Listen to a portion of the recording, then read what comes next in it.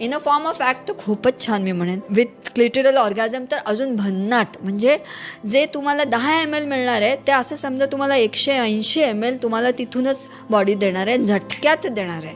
And that release of oxytocin एका बाळंतिनी बाईला बाळ बाहेर काढण्यासाठी ज्या प्रमाणात ऑक्सिटोसिन लागतं आणि बाळ कॉन्ट्रॅक्शननी बाहेर येतं, दॅट सेम कॉन्ट्रॅक्शन्स बॉडीमध्ये ड्युरिंग ऑर्गॅझम्स होतात. I would say it helps you to look young.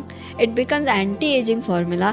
You feel like you can conquer the world. तुम्हाला थकवा लगेच नाहीसा होतो, छान झोप लागते, भूक लागते, फ्रेशनेस येतं, because it is a release of chemical.